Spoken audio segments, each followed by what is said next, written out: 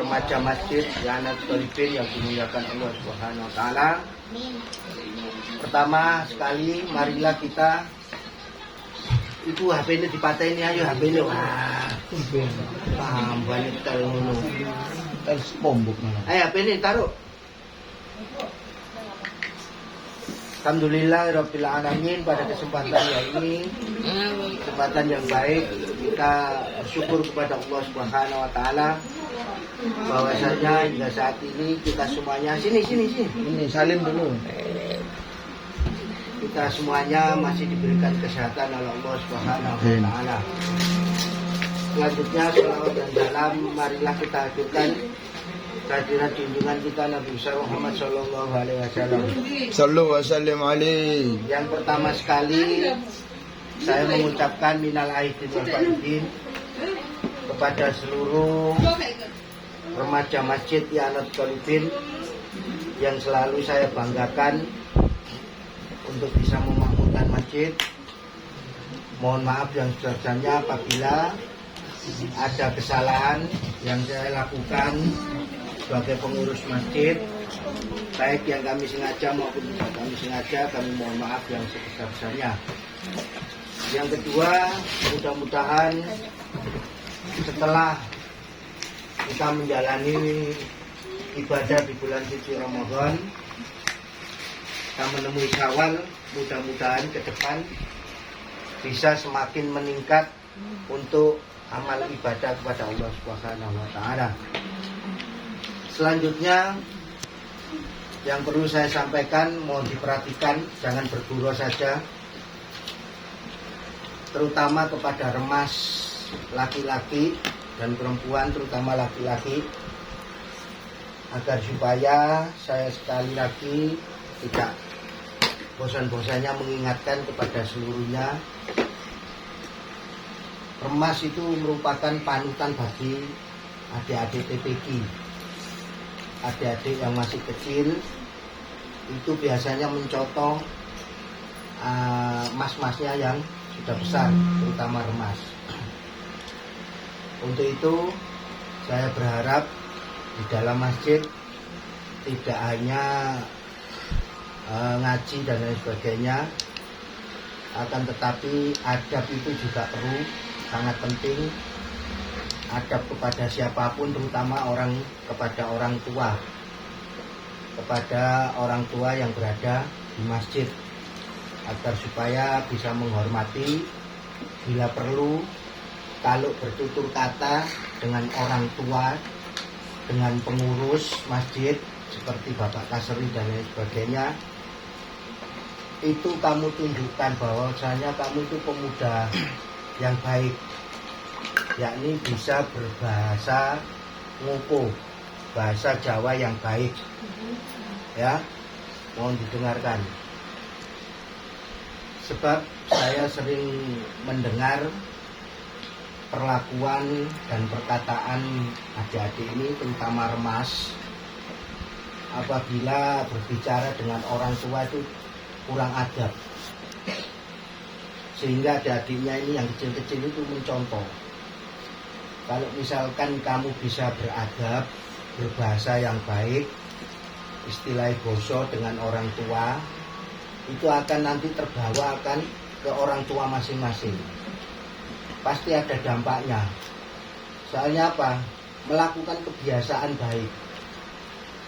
Melakukan kebiasaan baik akan dilakukan di rumah masing-masing, terutama kepada orang tua. Tentunya apabila kamu sedikit bisa berbahasa yang baik, bahasa ngoko atau boso pada orang tua kalian masing-masing, tentunya orang tua kalian semuanya akan bangga. Jadi ada hikmahnya, ada manfaatnya, ada hasilnya kamu ngaji di Masjid Yanat Tolibin. Karena selama ini saya melihat hasil dari ngaji kalian semuanya itu masih sedikit hasilnya yang baik, belum banyak. Ya. Sekali lagi kepada orang tua agar supaya bisa berbahasa dengan halus, bahasa ngoko atau boso. Paham ya, bahas boso itu paham anak-anak. Paham nggak? Udah ada materinya. Hari Minggu itu tak kasih apa bahasa Jawa udah ada. Materi itu tapi nggak dipraktekkan. Buktinya anak-anak itu nggak ada adabnya sama orang tua banyak sekali. Nah, terutama Fian itu kelihatannya tua di antara kalian, tapi adabnya itu kurang. Tidak bisa berbahasa dengan baik dengan orang tua. Nah, contohnya yang apa ini? Yang sebagai contoh aja kurang baik, apalagi yang lainnya. Saya berharap ke depan setelah Syawal ini kamu betul-betul bisa menerapkan pelajaran yang sudah diberikan. Jadi tidak hanya pelajaran saja diterima, ngumpul setiap minggu, setiap hari, akan tetapi hasilnya tidak ada, tidak dipraktekkan. Nah terus pelajaran itu terus diopo, kan nggak kanggu, berarti kan nggak kanggu. Kalau saya melihat anak perempuan ini juga lumayan, masih ada adab dengan orang tua. Saya melihat kalau anak-anak laki-laki itu kurang semua adabnya. Saya sebagai ketua takmir memberikan saran yang baik agar supaya kamu itu di mata siapapun, ya, di mata siapapun, terutama pengurus masjid, itu terlihat ada hasilnya. Ngaji itu betul-betul ada hasilnya, dilaksanakan dengan baik. Itu yang pertama. Yang kedua, masalah sholat. Masalah sholat ada beberapa anak itu masih senenganin bulet, terutama sholat jamaah. Ya. Saya berharap sholat jamaah itu sangat penting.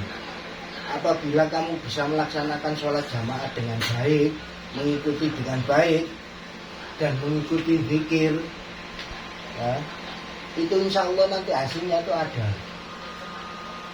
Karena apa? Itu nanti berdampak positif. Saya dulu menyarankan masalah zikir aja, mana nggak ada yang, hanya beberapa anak yang bisa melaksanakan. Semuanya hampir 80% tidak bisa. Nah itu contoh-contoh dari apa yang saya sampaikan tidak terlaksana di lapangan, tidak dipraktekkan. Untuk itu saya berharap betul-betul TPQ itu betul-betul tidak hanya mendidik, bisa dipraktekkan, ya, dipraktekkan dengan baik dan benar. Ya. Terus masalah zikir, saya tetap berharap kalian ini penerus. Kemajuan masjid itu nanti kelak ada di pundak para remaja masjid.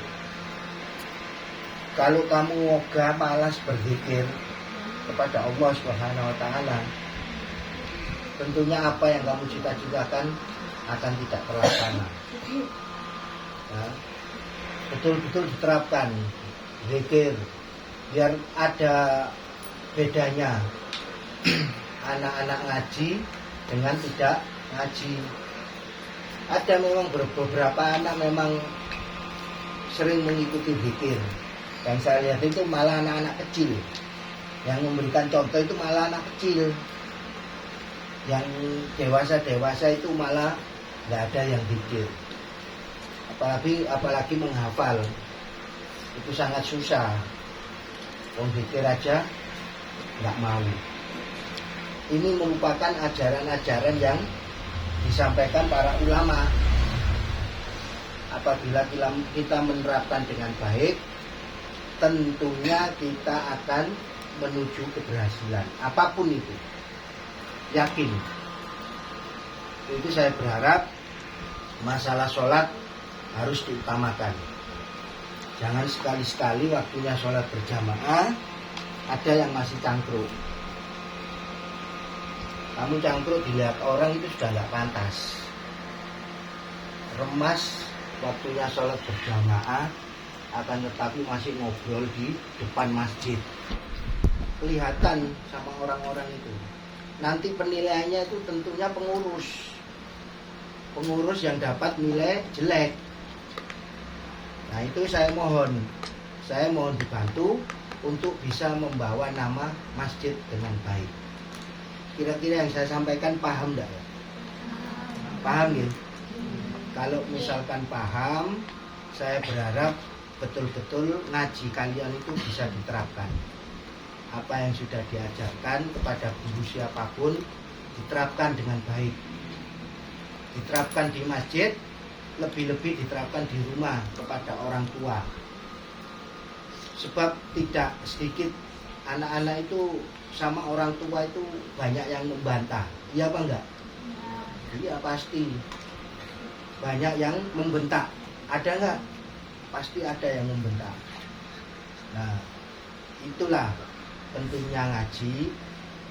Kalau kamu ngaji hanya sekedar ngaji, tidak diterapkan, terus bagaimana? Kapan kamu majunya? Maju itu dimulai dari saat ini juga, bukan menunggu besok. Kalau menunggu besok itu bukan maju. Tidak mau maju itu namanya. Ya. Saya berdoa mudah-mudahan adik-adik sekalian semuanya remas, terutama senantiasa diberikan hidayah oleh Allah Subhanahu wa taala agar supaya bisa memberikan tauladan yang baik. Itu apalagi yang perlu disampaikan? Enggak ada, Dek? Kalau anak kelas juga harus sekarang banyak mokong-mokong. tuh mokongnya gimana? Ya usulnya setelah sholat itu lari-lari, Ah. lari-lari di depan semua orang. Itu kalau misalkan ada yang lari-lari, diperingatkan 1 kali 2 kali tidak bisa, itu laporkan orang tuanya. Bila perlu dikembalikan ke orang tuanya. Nggak sanggup. Mulai saat ini diterapkan dengan disiplin. Kalau misalkan diperingatkan 1 kali 2 kali tidak bisa, langsung hubungi orang tuanya. Bilang anak sampean tidak bisa diatur, sulit diarahkan dengan baik. Wis dikembalikan saja siapapun. Kalau misalkan sudah tidak mampu untuk dibina dengan baik, langsung dikembalikan saja. Saya dari dulu sudah bilang, walaupun murid sedikit tidak apa-apa, asalkan nurut semua, hasilnya baik.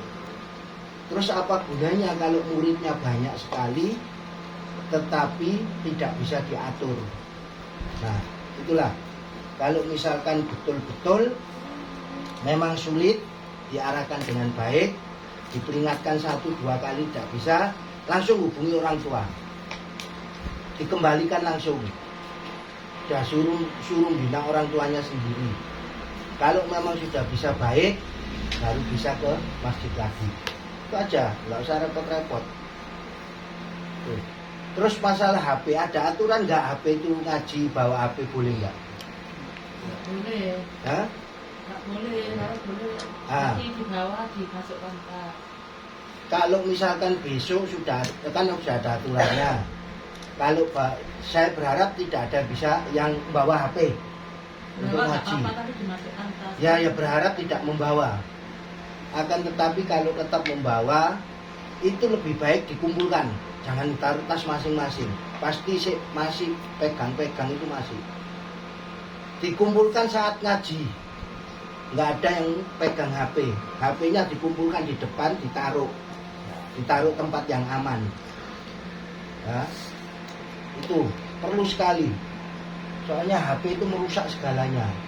Waktunya ngaji jangan sampai menyalakan HP. Sudah stop HP. Masa seharian di rumah, di jalan dan lain sebagainya pegang HP masih kurang. Ngaji itu hanya berapa? Nggak sampai 1 jam. Sampai 1 jam nggak? Nah, nggak sampai. Kalau ya saya berharap tetap diberlakukan tidak membawa HP. Akan tetapi kalau misalkan masih bawa, dikumpulkan saat mau ngaji. Jangan dipegang, jangan ditaruh tas. Itu masih nanti pasti nanti ada suaranya dan lain sebagainya.